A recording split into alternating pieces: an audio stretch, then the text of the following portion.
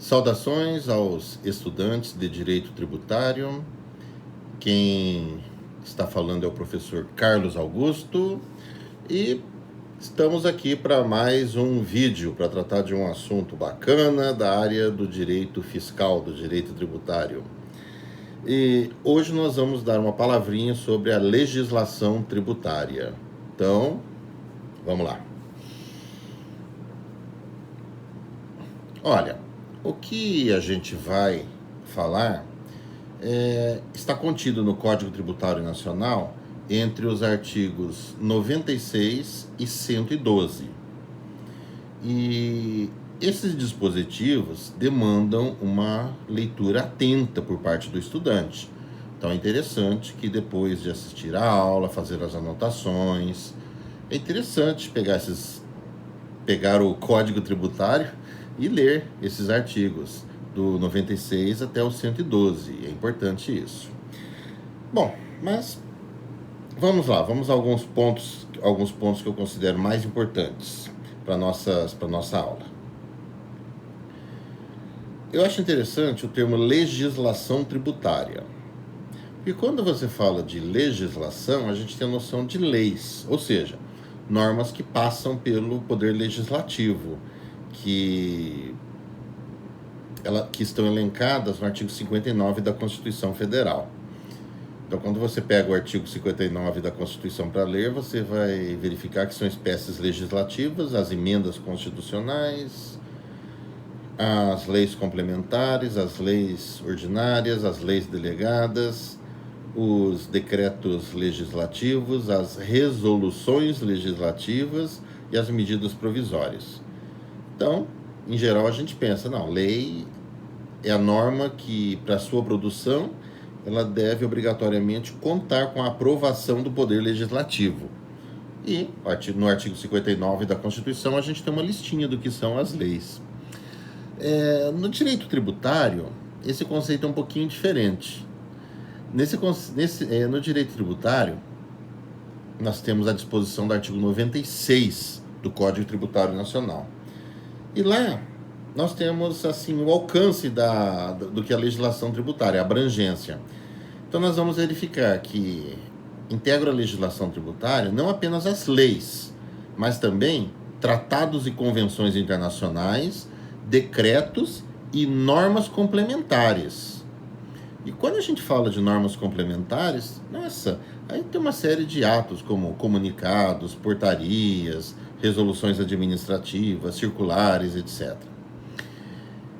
Então, o conceito de legislação tributária, ele é mais amplo, porque não abrange apenas as leis são citadas.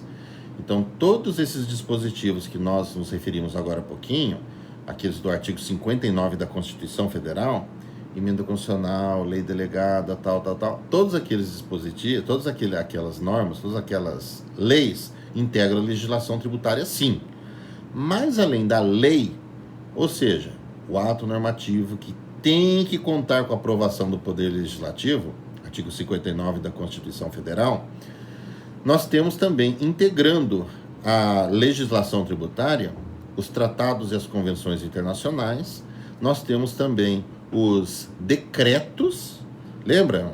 Decreto é aquele ato normativo de lavra exclusiva do chefe do executivo, presidente, governador, prefeito. E, além destes, as chamadas normas complementares. As normas complementares são aquelas mencionadas no artigo 100 da Constituição Federal, e daqui a pouquinho a gente vai falar mais especificamente. Mas abrange ali uma série de atos administrativos, atos da administração fazendária.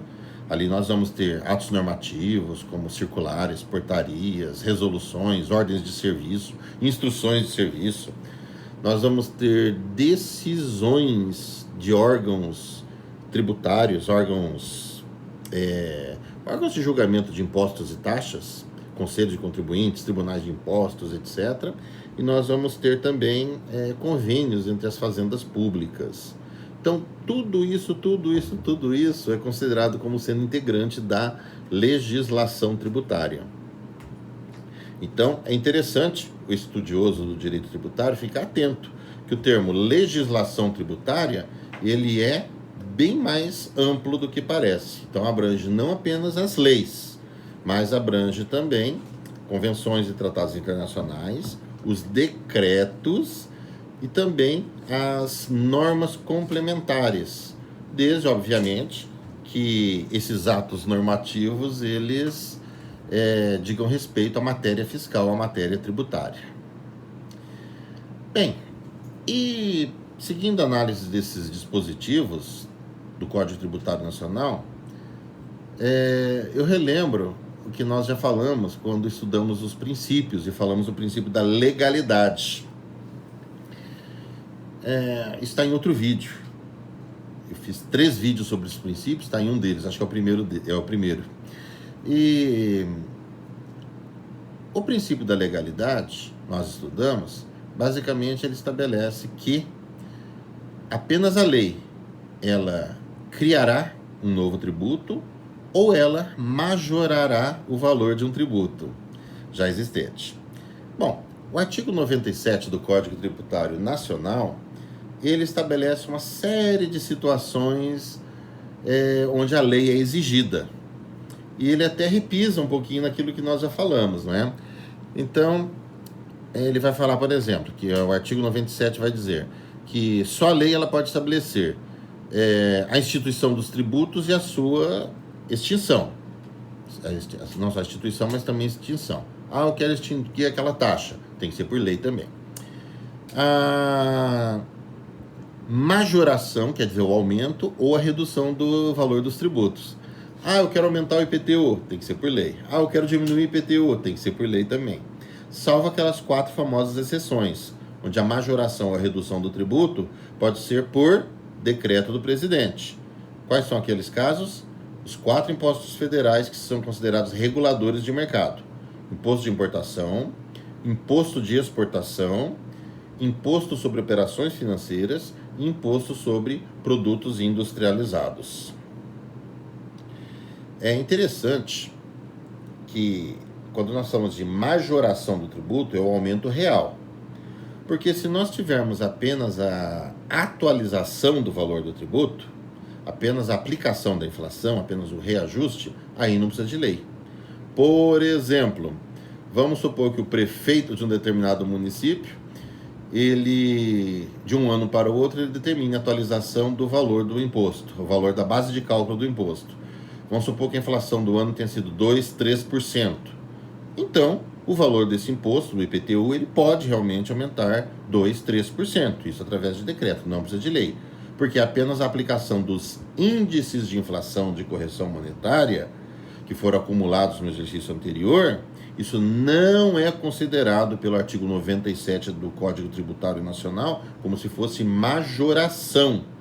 Isso é apenas atualização, apenas é o reajuste da base de cálculo daquele tributo. Outras coisas que o artigo 97 define como reserva legal.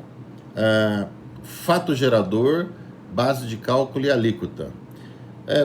Bom, eu particularmente creio que é chover no molhado, não é?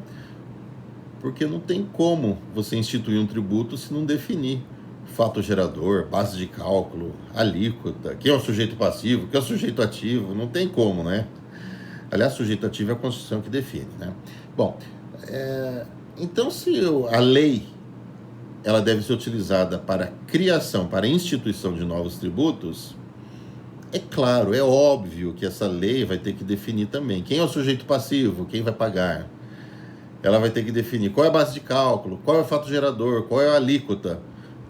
Não teria como instituir um tributo novo sem estabelecer esses elementos. Mas o artigo 97 ele é expresso ao definir que a lei ela tem sim que estabelecer o sujeito ativo, o sujeito passivo, a base de cálculo, o fato gerador e a alíquota. Então aqui repisa-se apenas, né?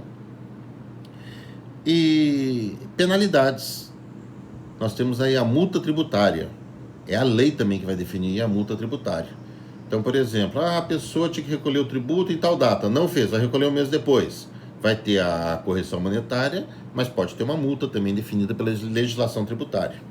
Ah, a pessoa ela deixou de pagar o imposto de renda. Problema, né?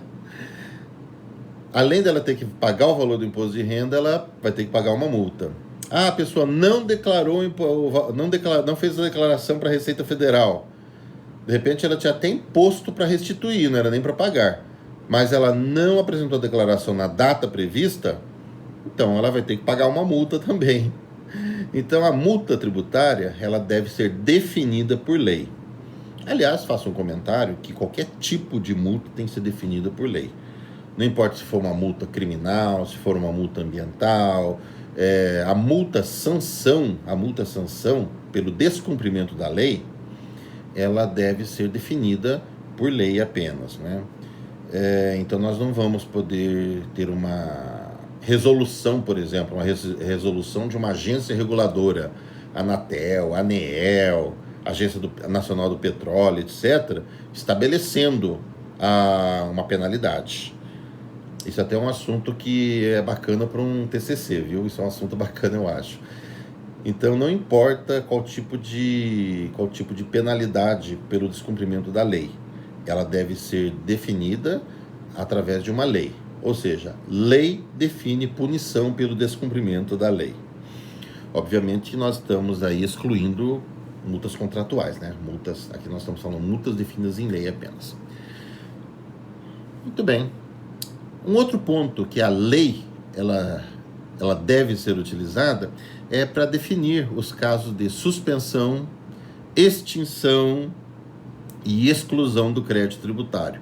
Isso vai ser objeto de um outro vídeo. Mas o Código Tributário Nacional ele já define isso nos artigos 151, no artigo 156, no artigo 172 e nos que ficam ao redor desses dispositivos, à frente do 151. Então nós temos a lei tributária, ela estabelecendo quando que o crédito tributário ele será suspenso, ele terá sua exigibilidade suspensa, ou seja, a Fazenda Pública não pode ficar cobrando o contribuinte. É um caso, por exemplo, de um acordo para parcelamento de uma dívida.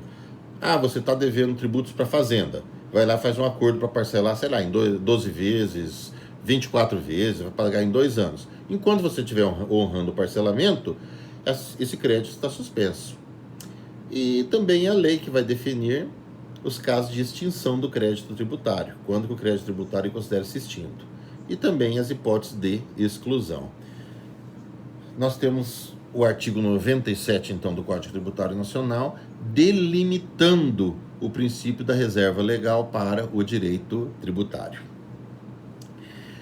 Bom, e colocando colocando um pouquinho o pé no direito internacional, vamos dar uma palavrinha sobre os tratados e convenções em matéria tributária. Os tratados e convenções internacionais, viu, em matéria tributária.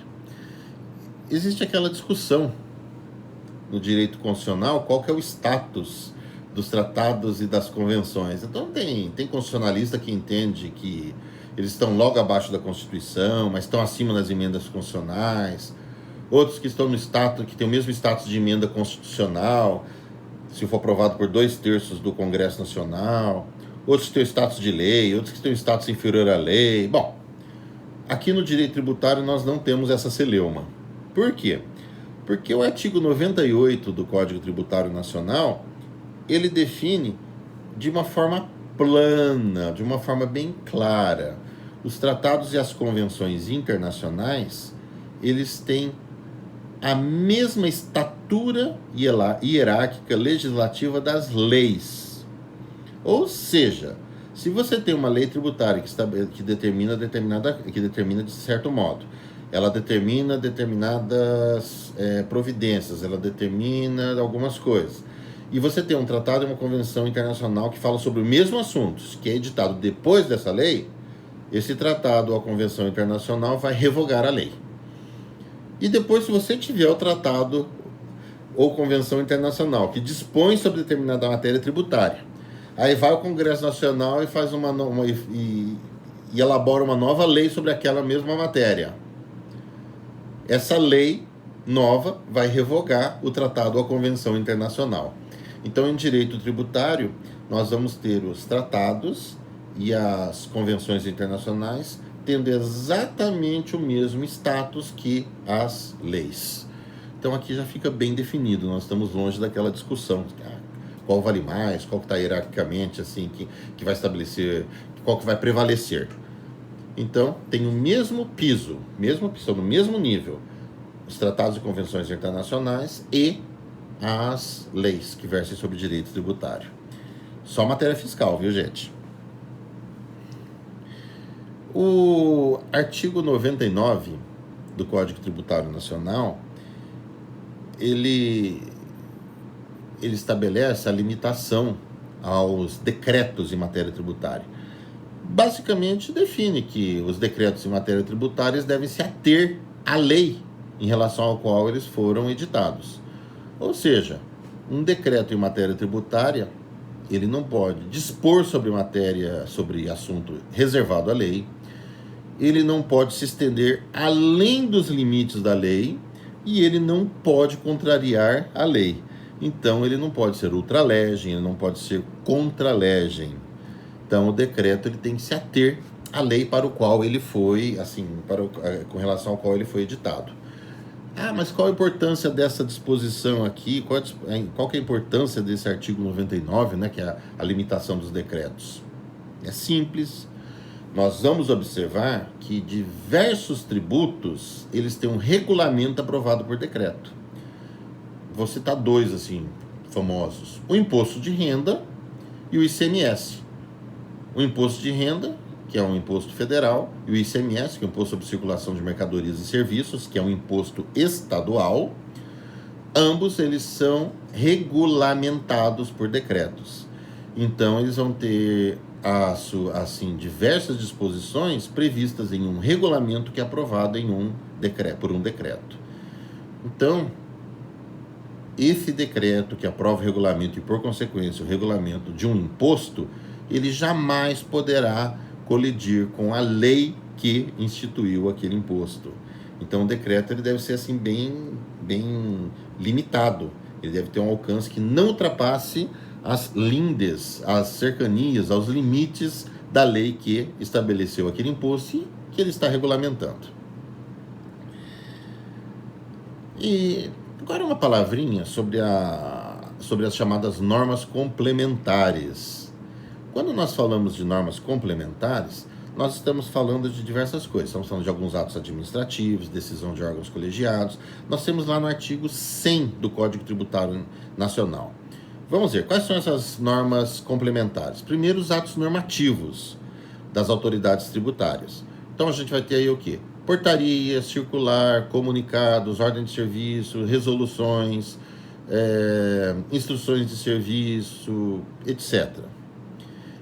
Quem trabalha com a área tributária, especialmente contadores, tem que ficar a par desses atos, que eles são constantemente reeditados, etc. Então, existe uma pletora, parece palavrão, né? Pletora quer dizer muitos. Existem muitos desses atos administrativos em matéria tributária, que tem alcance normativo. Além dos atos normativos, nós temos também as decisões dos órgãos de julgamento. Então, nós temos decisões singulares, que são proferidas por uma autoridade, que o processo administrativo tributário, ele define como tendo competência para isso. Sei lá, pode ser o delegado tributário, alguma coisa assim. Ou então, um tribunal de impostos e taxas, ou um conselho fiscal, conselho previdenciário, conselho de contribuintes, que tem o papel de decidir casos que eles são apresentados, administrativamente. Lembrando bem que a decisão desses órgãos de julgamento tributário, essas decisões elas podem ser submetidas ao judiciário, se o contribuinte não ficar satisfeito. É interessante observar isso, né?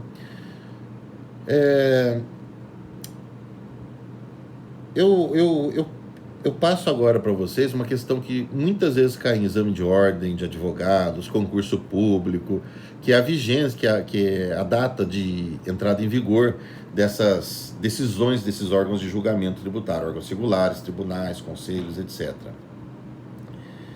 Por quê? Porque tem uma pegadinha. Porque normalmente, quando que nós temos a vigência de uma norma? Depois da publicação, ou então um prazo nela definido. É o caso do ato normativo, depois da publicação, ou então a data prevista no ato, que é o caso dos convênios entre as fazendas públicas.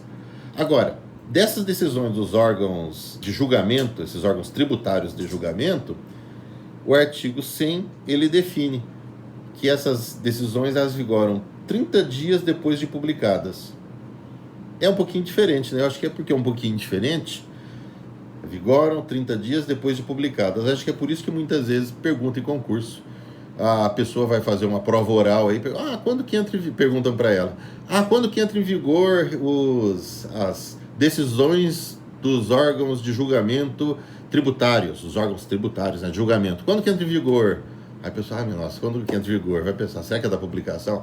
30 dias depois da publicação. Por quê? O artigo 100 que definiu. E pronto, ele resolveu e acabou. Bom, além dos atos normativos e as decisões dos órgãos de julgamento, nós temos também como normas complementares as práticas observadas reiteradamente pelas autoridades administrativas. Nós não temos tantas práticas em virtude do princípio da legalidade, né? Que basicamente tudo que se faz em matéria tributária tem que estar disciplinado numa lei, num decreto, ou então num ato normativo, etc. Então, nós temos pouco alcance para isso. Mas ainda assim vou dar um exemplo para vocês. Vamos supor que uma repartição tributária, estadual, federal, municipal, não importa, nós temos aí a visita constante de contadores. Aí o pessoal que cuida do procedimento tributário conhece, é o fulano de tal escritório de contabilidade, ele representa tais empresas, aquele outro cicrano da outro escritório representa tal, e eles vêm, tratam dos assuntos da empresa, apresentam documentos, etc, tal. Muitas vezes eles trabalham, inclusive, sem juntar uma procuração específica para fazer isso, né? E a Fazenda Pública pode exigir sim, viu? Pode exigir procuração, etc, tal. Mas vamos supor que o contador ele visita, apresenta requerimento, apresenta tal, para assinar ele coloca um P. Agora é época de processo digital, né? Ele faz um cadastro no nome dele, apresenta recurso, impugnação, etc, no nome da empresa, pedido de esclarecimentos, faz consulta, etc. Bom, enquanto a Fazenda Pública ela for tolerante com isso, enquanto ela estiver aceitando e não estiver exigindo, eu quero uma procuração agora, eu quero algo formal que você representa. Então, enquanto ela estiver fazendo isso, esses atos consideram-se legítimos. Por quê? Eles estavam sendo praticados já havia anos e anos e anos. Agora, a tendência é que essas práticas, etc., elas sejam cada vez mais restritas, viu? Justamente por causa do princípio da legalidade tributária. E por fim, como normas complementares, nós temos os convênios entre as fazendas públicas, fazendas estaduais, municipais e a Fazenda Federal também. Então, vou dar um exemplo só. Então, é muito comum que os municípios eles tenham um convênio com a União Federal. Ou seja, a administração tributária dos municípios eles têm um convênio com a Receita Federal, troca de informações, acesso à declaração de renda, etc. Então, eles trocam informações. Hoje está bem mais fácil. Vou contar uma fofoca para vocês. Há uns 10 anos atrás era complicado. Por quê? Porque a Receita Federal tinha alguns equipamentos de informática, os municípios tinham outros e tinha que ter padronização. E as linguagens, a linguagem utilizada para esses computadores conversar não era assim bem definida. Então era muito difícil. Mas de uns anos para cá isso foi uniformizado e agora não tem essa dificuldade técnica. Não era uma dificuldade jurídica, uma dificuldade técnica, não é? Então é muito comum o convênio entre as fazendas públicas. Bem, um outro ponto que eu queria deixar assim registrado nesse nosso vídeo diz respeito ao artigo 110 do Código Tributário. O artigo 110, ele estabelece que a lei tributária ela não pode restringir ou modificar o alcance e a definição dos institutos de direito privado. Artigo 110 do Código Tributário Nacional. Esse é um dispositivo que também ele dá ensejo a umas perguntinhas bacanas em concurso público, etc. E faz a gente entender uns casos práticos também. O que quer dizer isso? Bom, significa que nós temos a legislação civil, a legislação comercial, que é o direito privado, com uma série de conceitos. Conceitos sobre propriedade, sobre o que é serviço, sobre o que é lucro, sobre o que é faturamento, etc. E a legislação tributária, ela não pode torcer o sentido desses conceitos de direito privado. E eu vou dar 2 exemplos que já passaram pelo Supremo Tribunal Federal. 2 casos que já foram julgados, casos assim já famosos. 2 casos relacionados ao ISS, que é o Imposto Municipal, Imposto sobre Serviços. Então, até a última lei que foi editada, certo? Em 2003, a Lei Complementar 116, é isso. Nós tínhamos aí a previsão de que locação de bens estaria sujeita ao ISS, Imposto sobre Serviços, e que também o franchising estaria sujeito ao ISS. Isso já estava sendo assim enfrentado pelos tribunais e continua sendo. O que o Supremo Tribunal Federal decidiu sobre essas 2 situações? Que não cabe o ISS, não cabe imposto de serviço nem sobre locação nem sobre franchising. Por quê? Qual que é o raciocínio do Supremo Tribunal Federal? Aliás, qual que é o fundamento, não é, das suas decisões sobre isso? O fundamento ele se assenta sobre esse artigo 110 do Código Tributário Nacional. Por quê? É imposto sobre serviço. Mas vão cobrar sobre locação? Não, locação não é serviço. Quando você abre o Código Civil, você vai ter lá os artigos que tratam de serviços e os artigos que falam de locação. São coisas diferentes, certo? Então, locação é uma coisa, serviço é outra. Então, não se confunde uma coisa com a outra.